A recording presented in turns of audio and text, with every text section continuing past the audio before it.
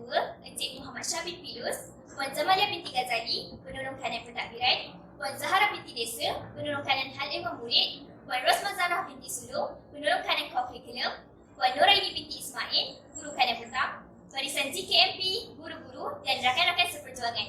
Semoga anda semua sihat sejahtera.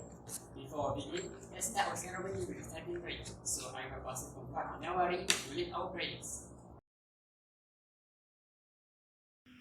بسم الله الرحمن الرحيم الحمد لله رب العالمين والصلاة والسلام على أشرف المرسلين وعلى آله وصحبه أجمعين سبحانك لا علم لنا إلا ما علمتنا إنك أنت العليم الحكيم اللهم اجعل جمعنا هذا جمعا مرحوما وتفرقنا من بعده تفرقا معصوما اللهم إنك تسمع كلامنا وترى مكاننا وتعلم أسرارنا وعلانياتنا لا يخفى على شيء من أمورنا ونحن البائسون الفقيرون المستغيثون المستجيرون الوجلون المشفقون المكرون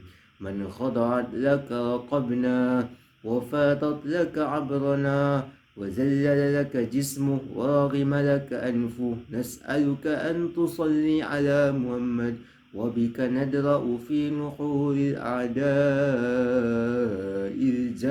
الجبارين ربنا آتنا في الدنيا حسنة وفي الآخرة حسنة وقنا عذاب النار وصلى الله على سيدنا محمد وعلى آله وصحبه أجمعين والحمد لله رب العالمين تقبل الله. Terima kasih kepada saudara Basit dari kelas 5 Al-Nawari atas bacaan doa sebentar tadi.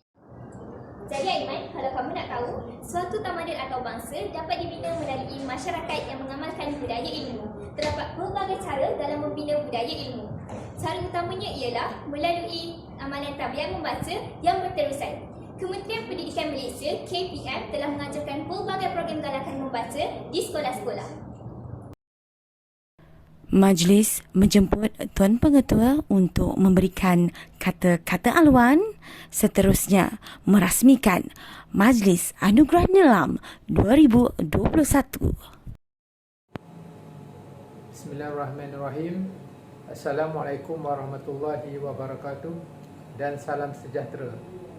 Yang berusaha Puan Jamalia binti Haji Ghazali, Penolong Kanan Pentadbiran, Puan Zarah binti Desa, Penolong Kanan HAN, Puan Rosma Zarah binti Sulung, Penolong Kanan Co-Curriculum, Puan Noraini binti Ismail, Penolong Kanan Sesi Petang, guru-guru kanan mata pelajaran, ketua-ketua panitia yang dikasihi rakan-rakan guru, seterusnya para murid yang saya sayangi sekalian. Terlebih dahulu saya merakamkan rasa kesyukuran kehadrat Allah Subhanahu Wa Taala kerana atas izinnya jua kita dapat bersama untuk menyempurnakan Majlis Anugerah Nilam 2021. Sebelum meneruskan ucapan, terlebih dahulu saya ingin mengucapkan terima kasih dan tahniah kepada barisan AJK Pusat Sumber Sekolah SMK Sungai Pusu dan Nilam kerana dapat melaksanakan Majlis Anugerah Nilam 2021 pada hari ini. Guru-guru dan semua murid yang dihormati sekalian, setiap institusi pendidikan sentiasa berhasrat untuk melahirkan modal insan yang berkualiti dan seimbang dari aspek jasmani, emosi, rohani dan inteleknya, sebagaimana aspirasi dan falsafah pendidikan negara. Di sini jelas bahawa bukan sahaja bidang akademik yang perlu diutamakan, tetapi bidang lain termasuklah co-curriculum, sukan dan program nilam. Semua bidang ini perlu bergerak seiring dengan kecemerlangan akademik murid. Kecemerlangan dalam pelbagai bidang akan banyak membantu murid untuk lebih terselah berbanding murid yang lain. Murid-murid yang dikasihi sekalian, program nilam adalah agenda prima untuk menjadikan murid-murid sekolah sebagai warga yang berilmu, di samping menjadikan membaca sebagai satu tabiat yang berkesinambungan tanpa mengira peringkat usia. Program Nilam adalah penjenamaan semula program membaca dengan memberi pengiktirafan. Ianya salah satu kaedah untuk menangani masalah yang menghalang penyuburan takbiat membaca dalam kalangan warga sekolah dan masyarakat Malaysia amnya. Secara amnya, Majlis Anugerah Nilam diadakan setiap tahun bertujuan untuk memberi pengiktirafan kepada semua murid yang banyak membaca dan memenuhi kriteria yang telah digariskan oleh Kementerian Pendidikan. Secara khususnya pula, Majlis Anugerah Nilam diadakan bertujuan untuk 1. Memberi pengiktirafan pada tokoh nilam peringkat sekolah. 2. Meningkatkan minat membaca yang berterusan dalam kalangan warga sekolah. 3. Menampilkan murid yang mengamalkan ciri-ciri pembaca berkualiti. 4. Mengenal pasti tokoh murid yang banyak membaca, berketerampilan serta mempunyai sifat-sifat kepimpinan. 5. Menjadikan amalan membaca sebahagian gaya hidup. 6. Menggalakkan lebih ramai murid untuk menyertai pertandingan anjuran pusat sumber sekolah. Guru-guru dan murid yang dihormati sekalian, untuk pengetahuan semua, tema program Nilam pada tahun ini adalah Bangsa Membaca, Bangsa Berjaya. Selaras dengan hasrat, niat serta matlamat program Nilam begitu murni sekali, iaitu untuk membudayakan amalan membaca dalam kalangan murid sekolah yang seterusnya akan melahirkan murid-murid yang suka membaca dan cintakan ilmu. Membaca adalah langkah untuk menimba ilmu, memperkayakan maklumat, ilmu pengetahuan dan kebolehan dalam pelbagai bidang. Membaca boleh mendidik diri sendiri dalam pelbagai aspek. Ilmu pengetahuan dan maklumat membolehkan kita mempertingkatkan taraf hidup, mampu berdaya saing dan bergerak maju dalam dunia kini yang semakin mencabar dan berteknologi tinggi. Rakyat yang suka membaca merupakan aset kerajaan yang tidak terhingga nilainya kerana kehidupan pada hari esok banyak bergantung kepada apa yang kita pelajari pada hari ini. Justru itu saya sangat berharap murid dan guru-guru SMK Sungai Pusu dapat menanamkan minat membaca dalam diri masing-masing. Inilah satu amalan yang harus dipuji dalam segala usaha kita melahirkan model insan cemerlang yang akan menjadi aset terpenting negara. Murid-murid yang dikasihi, anda merupakan aset penting dan pewaris kepimpinan negara yang amat berharga. Sehubungan dengan itu, rebutlah segala peluang yang terhidang untuk meraihkan kejayaan sama ada dalam bidang akademik maupun dalam bidang kemahiran. Bertanya kepada yang tahu, berguru kepada yang ahli. Malu bertanya sesat jalan, malu berkayuh, perahu hanyut. Kerana guru merupakan murabi dan mudaris yang akan sentiasa menyantuni para murid mereka tanpa berasa lelah dan jemu. Lengkapkanlah diri kamu dengan rencam ilmu demi melalui bahtera kehidupan nanti dalam menempuh pelbagai cabaran yang bakal menanti. Yakinlah bahawa orang yang menuntut ilmu merupakan pewaris dan pemilik masa hadapan. Semoga warga SMK Sungai Pusu akan terus mara ke hadapan serta berjiwa kental dalam menghadapi transformasi pendidikan. Dengan ini, saya dengan sukacitanya dan bangganya merasmikan Majlis Anugerah Nilam SMK Sungai Pusu bagi tahun 2021. Sekian, wabillahi taufiq wal hidayah. Wassalamualaikum warahmatullahi wabarakatuh. Terima kasih. Tanpa membuang masa, mengumumkan senarai nama penerima anugerah bagi slot pertama.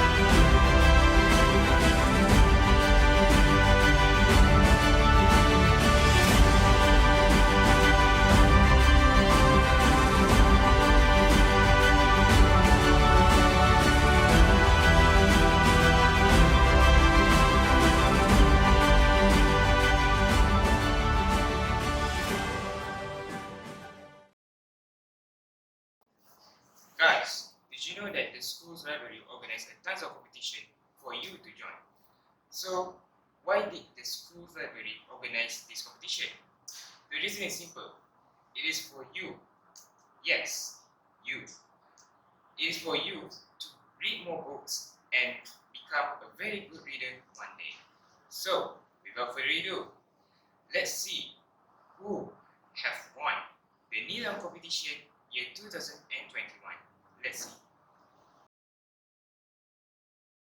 Seterusnya adalah senarai nama penerima anugerah bagi slot kedua.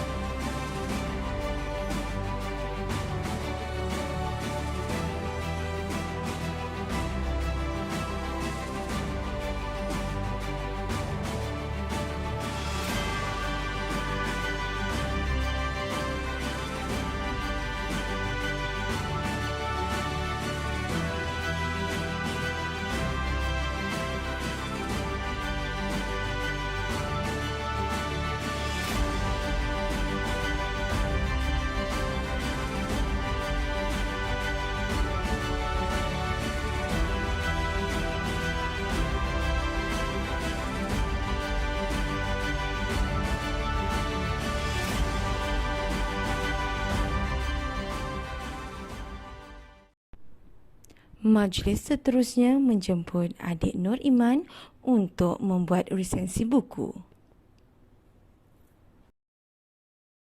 Hidup ini ibarat cerita yang kita tulis. Setiap pengolahan dan pembetulan sesebuah cerita bergantung kepada diri kita sendiri dan ia juga boleh diubah menjadi pengakhiran yang bahagia. Kebahagiaan adalah ketika kita dapat menghargai diri dan orang yang kita sayangi serta setiap perlakuan dan kata-kata ialah pilihan kita. Kebahagiaan adalah apabila kita boleh menyatakan pada saat ini kita bahagia.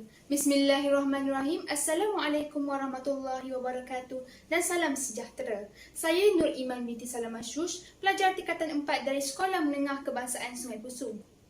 Berikut merupakan ideologi-ideologi berkenaan dengan kehidupan dan kebahagiaan dari beberapa watak yang terdapat di dalam buku yang bertajuk Dan Mimpi Yang Sama Berulang Kembali. Buku ini diterbitkan pada tahun 2018 dan ia merupakan hasil karya Yoru Somino yang berasal dari Jepun. Nanoka Koyanagi ialah watak utama dalam karya ini, merupakan seorang gadis awal remaja yang bijaksana dan beranggapan bahawa dirinya lebih arif dalam pelbagai hal berbanding dengan rakan-rakan sebayanya sehingga sanggup mengasingkan dirinya. Nanoka lebih menghabiskan masanya di rumah Cik Abu Zureh, wanita dewasa berkerjaya, nenek dan sahabatnya Kak Minami, seorang yatim piatu dan pelajar sekolah menengah. Dalam perjalanan menerkai erti kehidupan, terdapat pelbagai ujian dan dugaan yang menimpa. Nanoka juga tidak lari daripada membuat kesilapan. Namun, dengan bimbingan nenek, Cik Abu Zureh dan Kak Minami, dia sedar akan kekurangannya dalam hal perasaan manusia dan mula menebusi kesilapannya. Akan tetapi, pembimbingnya seorang demi seorang menghilangkan diri. Walaupun Nanoka berasa hairan dan kecewa, dia tabah meneruskan kehidupan dan terus berharap agar dapat dipertemukan dengan mereka semula. Nasihat-nasihat dan kehadiran mereka telah memberikan sinaran dan menjadi salah satu punca kebahagiaannya. Usai dewasa, dia mula menyedari bahawa pembimbing-pembimbingnya masa kecil itu merupakan dirinya pada usia yang berbeza-beza, datang untuk membantunya. Tetapi pada hakikatnya, Nanoka juga telah memberikan semangat kepada mereka agar terus berjuang untuk mencari kebahagiaan yang tidak lagi mustahil. Dalam karya yang penuh inspirasi ini, terdapat pelbagai nilai-nilai positif seperti nilai kegigihan, kesyukuran, keikhlasan dan kasih sayang yang patut dihayati, terutamanya golongan belia. Karya ini juga telah mengajar saya bahawa setiap langkah kita untuk ke arah perubahan bermula daripada diri kita. Akhir sekali, penulis menyatakan bahawa erti kehidupan dan kebahagiaan bergantung kepada pengalaman, ilmu dan kepercayaan masing-masing. Pada pendapat saya, kebahagiaan adalah apabila saya dapat menuntut pelbagai bidang ilmu kerana ia merupakan cabang untuk lebih mengenali sekaligus merapatkan lagi hubungan dengan Tuhan Yang Maha Esa. Bak kata orang, tak kenal maka tak cinta. Sekian, wassalamualaikum warahmatullahi wabarakatuh.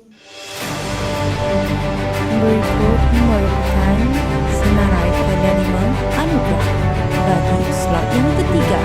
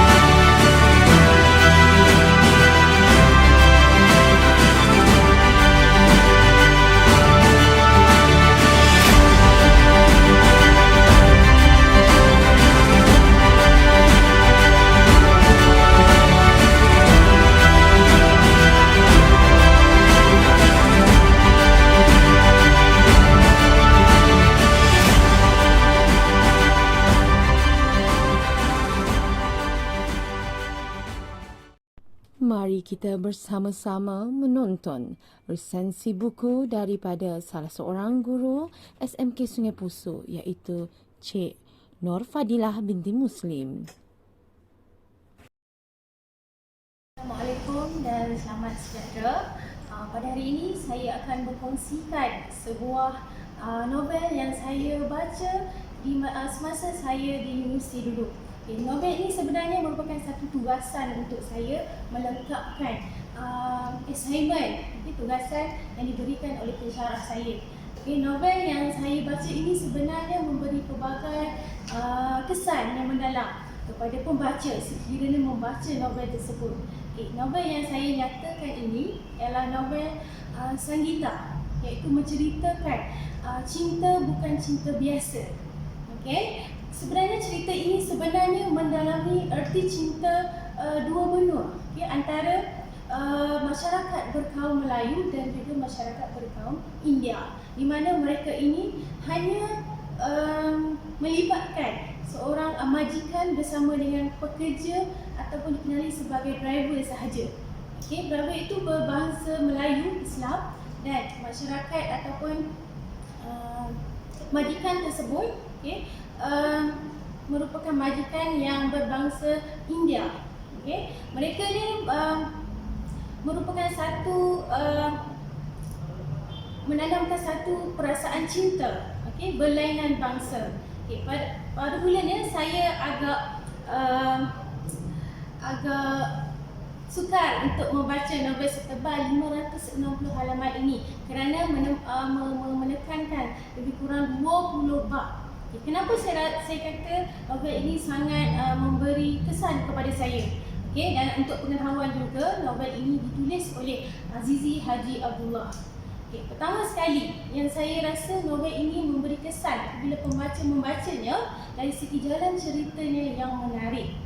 Kenapa saya kata jalan ceritanya yang menarik? Sebab pada pandangan saya sebagai pembaca, dia merupakan jalan cerita yang lain daripada yang lain.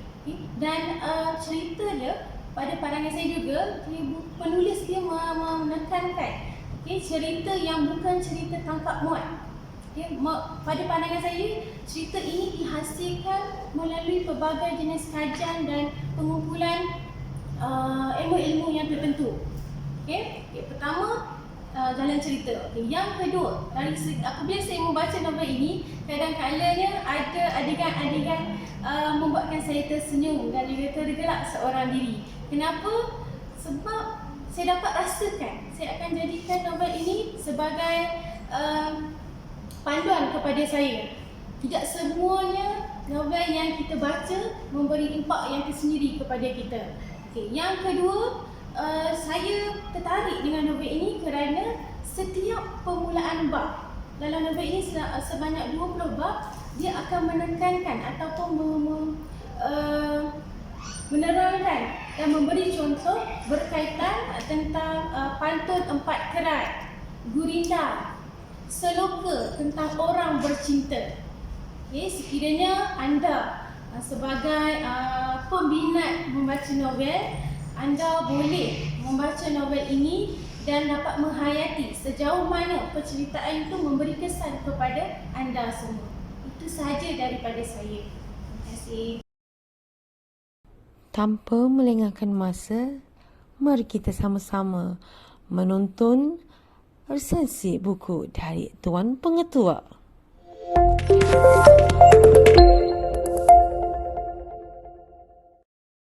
Assalamualaikum warahmatullahi wabarakatuh dan salam sejahtera. Pada hari ini saya ingin berkongsi buku yang saya telah baca dan saya menjadikan sebagai salah satu panduan yang boleh saya gunakan untuk dalam kerjaya dan hidup. Dan saya ingin kongsikan bersama dengan semua warga SMK Sungai. Jadi buku yang saya pilih ialah tentang seorang tokoh yang hebat. Ini buku ini tentang autobiografi Presiden Nelson Mandela. Jadi kenapa saya pilih beliau?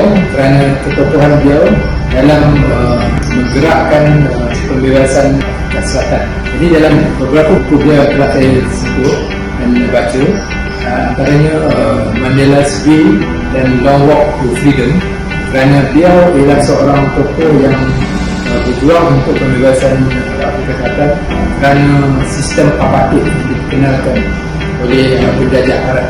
Jadi ini bentuk autobiografi dan ceritakan tentang kehidupan beliau pada awalnya, dan beliau dilahirkan pada 1918, dan juga tentang pendidikan beliau semasa di universiti, akhirnya menjadi seorang lawyer, dan juga telah dipenjarakan selama 22 tahun dalam penjara di Robben Island, Afrika Selatan. Dan dia telah meninggal dunia pada 5 Januari 2013. Jadi buku ini banyak pengajaran yang kita boleh dapat kerana kesungguhan beliau untuk berjuang untuk kebebasan.